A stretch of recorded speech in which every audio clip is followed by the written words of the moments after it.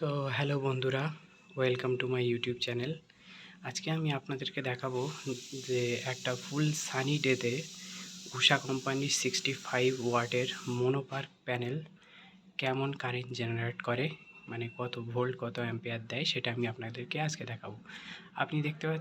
আপনারা দেখতে পাচ্ছেন যে এখন ডিসপ্লেতে 14.4 ভোল্ট শো করছে, মানে ব্যাটারি পুরো ফুল চার্জ হয়ে গেছে। এখন টাইমটা দেখিয়ে দেই। টাইম এখন দুপুর 2টো বাজে। তো 2টোর সময় মোটামুটি আজকে একদম খুব ভালো রোদ, ব্রাইট সানিটা একদম পুরো খুব ভালো রোদ পড়ছে প্যানেলের উপরে। তো আমরা দেখবো যে আজকে কতটা পরিমাণে কারেন্ট প্যানেল থেকে আসছে, জেনারেট হচ্ছে, সেটা আজকে আমরা দেখবো। তার আগে আমি আপনাদেরকে দেখিয়ে দিই আমার সোলার প্যানেলটি, যেটি আমি উষা কোম্পানির ইউজ করছি। উষা কোম্পানির একটি 65 ওয়াটের মোনোপার্ক প্যানেল। চলুন দেখে আসি।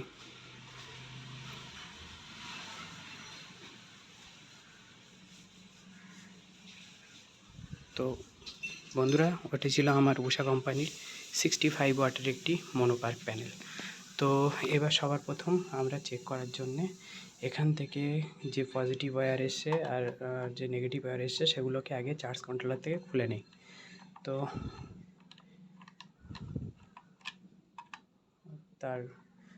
প্যানেল থেকে আমি আপনাদেরকে বলে রাখি বন্ধুরা, প্যানেল থেকে মোটামুটি আমার চার্জ কন্ট্রোলারের ডিস্টেন্স হচ্ছে 30 ফুটের মতো ডিস্টেন্স আছে। 30 ফুটের মতো এসি ওয়্যার দিয়ে আমি এটাকে কানেকশান করে রেখেছি।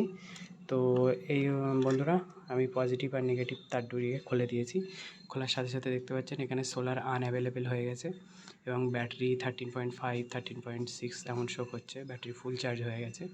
তো এবার আমরা সর্বপ্রথম আমরা চেক করব যে কতটা পরিমাণে কত ভোল্ট কারেন্ট আসছে। তো এখানে আমি মাল্টিমিটার সেট করে রেখেছি, অলরেডি আমি ভোল্টে সেট করে রেখেছি। তো চলুন পজিটিভে পজিটিভ ওয়্যার আর নেগেটিভে নেগেটিভ ওয়্যার দিয়ে দেখা যাক। তো এখানে আমি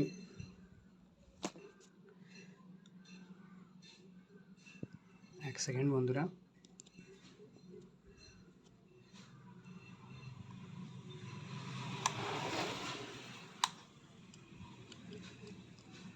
এক সেকেন্ড। হ্যাঁ, তো এবার পজিটিভে পজিটিভ আর নেগেটিভে নেগেটিভ আমরা কানেক্ট করে দিয়েছি।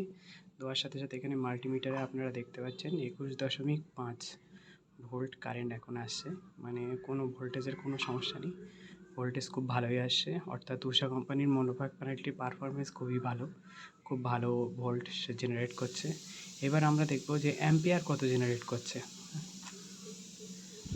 তার জন্যে আমরা সবার প্রথম এখান থেকে এটির অ্যাম্পিয়ারটিকে খুলে এটিকে অ্যাম্পিয়ার মোডে দেবো। ওকে বন্ধুরা, তো এটি আমি এক সেকেন্ড, এটি আমি অ্যাম্পিয়ার মোডে দিয়ে দিয়েছি। দেখতে পাচ্ছেন এখন 0 শো করছে। তো চলেন পজিটিভে পজিটিভ এবং নেগেটিভে নেগেটিভটা কানেক্ট করে দেখা যাক।